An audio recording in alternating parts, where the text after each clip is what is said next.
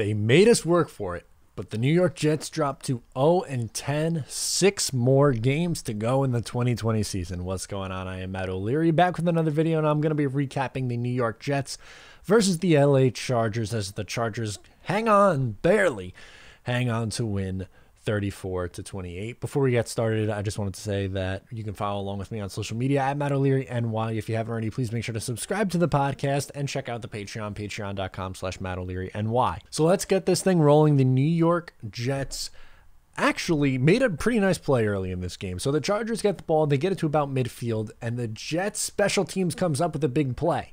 If you subscribe to the Patreon, you would have known that my fifth prediction in my 5 predictions for Jets Chargers were that the Jets would block a punt in this game.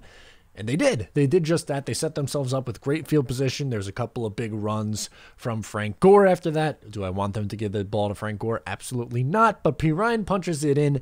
The Jets go up 6-0. Sam Ficken is back. He misses the extra point. Would not be the first extra point he missed on the day. The good vibes initially felt by the Jets would keep rolling as the Chargers were moving the ball right down the field, but Marcus May forces a fumble on Keenan Allen at the 1-yard line. On the very next play, Joe Flacco throws a pick 6. How is he throwing that pass? I have no idea. He got baited into it. Like a 13-year veteran should not be making those mistakes. Absolutely unbelievable throw from Joe Flacco. What are you doing, bro? It was good for the tank, though, as the Chargers would go up 7-6 at this point. Jets wouldn't do anything on offense. Obviously, next time the Chargers get the ball, Mike Williams pretty much ran through Marcus May and Ashton Davis, and they go up 14-6. Are we surprised? No. The Jets could not cover anyone in that secondary. The Jets secondary, rather, could not cover any of those wide receivers as Herbert was making big throw after big throw after big throw. They'd go up 21-6 on the next possession as he would hit Hunter Henry in the end zone for a big-time lead. And it looked like it was all over at that point. But, of course, the LA Chargers have to LA Chargers a little bit. We'll get into that in a little bit. The Jets offense wouldn't do anything. Fant would get rolled up on. Quinnen Williams would leave, and then he would return, thankfully. Mekhi Becton would leave with an injury and come back. So the Jets were getting a little bit banged up, which was a little bit scary. Don't love that. Chuma Doga was awful, by the way. More on Chuma later.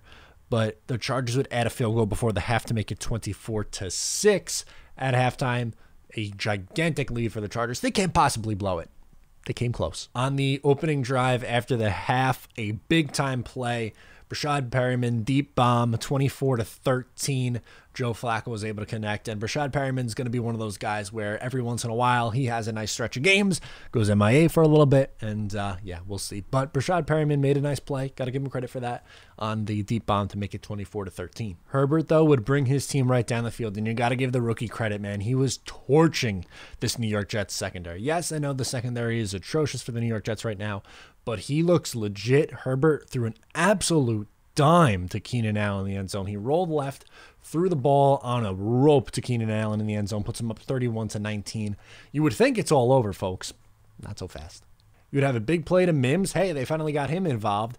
2 defensive pass interferences, and Gore would plunge it in to make it 31-19. A second missed extra point from Ficken. Can we get our man Sergio back? What do we got to do to get Sergio back out there? It was a tough day for Ficken in the return. Give me Sergio next week. Chargers would get the ball and go on a 16-play drive. They ate over 8 minutes of clock. They would kick a field goal to make it 34-19. Becton at this point would come back from injury, so that was a good thing. Denzel Mims now gets a beautiful play on the right sideline, sets up a Herndon touchdown. Thank God Chris Herndon got in the end zone 34-26. Because I really want to see Chris Herndon with a new coach. I know he's had a ton of drops. I know he's been awful this year, but he is someone who is primed for the Gase Freedom Watch. I'm not ready to give up on him just yet. I would like to see him with a good offensive mind and some good quarterback play. So 34-26, Jets are not dead just yet. Jets defense does their stop. Bryce Hall comes up with a huge tackle. I thought he played okay today. I don't think Lamar Jackson played all that good or Arthur Mollett played all that well, but Bryce Hall was fine, which is good. I'd love to see more of him in the final 6 games of this season. The offense comes back out. They were bailed out by a Nick Bosa roughing the passer penalty. Udoga was beat like a drum on that play, by the way. It was awful. So Bosa goes down low on Joe Flacco, extends the drive, but it would be a turnover on downs as they're going for Mims down the deep right sideline out of play. Chargers take over on offense. They look like they're in a position to punt with the time going down. Instead, they run into the back of the end zone to take a safety, 34-28. And that would be your final score, as they would kick off to Braxton Berrios, and he would not try to lateral it for any reason whatsoever. Don't know why, but good for the tank again, as the Jets fall to 0-10. Only 6 more of these to go, thank God. So a few things to talk about here as we wrap this thing up. Justin Herbert was really, really good today. 37 of 49 for 366 yards and 3 touchdowns. This kid is phenomenal, man. This is the 5th time in his career that he's gone over 300 passing yards, 3 touchdowns as well. That's awesome. Keenan Allen had a monster day, 145 yards and a touchdown. He had like 16 catches or something ridiculous. Flacco was Joe Flacco, 15 of 30, 50% completion percentage, 205 yards, 2 touchdowns, an interception. Made a nice bomb of a throw to Perryman, and made a nice play to Herndon later in the game, but too little too late there. And the man of the hour, Denzel Mims, the only reason to watch on offense. This stat line is just preposterous. He only had 3 catches. For some reason, they did not target him more in this game. He should be targeted more, but 3 catches for 71 yards. 71 yards on 3 catches, unbelievable. Please, I am begging you, Adam Gase, because it is Adam Gase now, by the way. Dowell Loggins got the play calling duties revoked in the second half. Adam Gase took him over. Please get this kid the ball.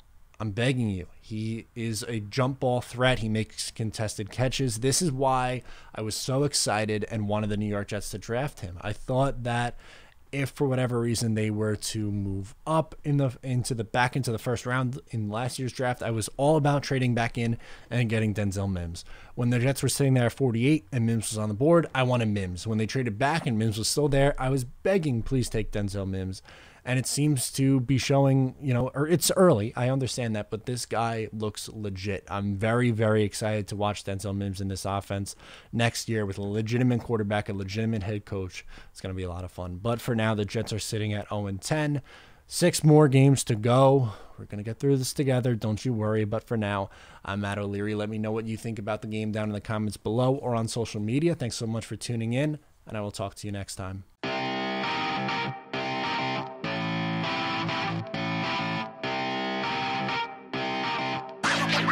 Wow.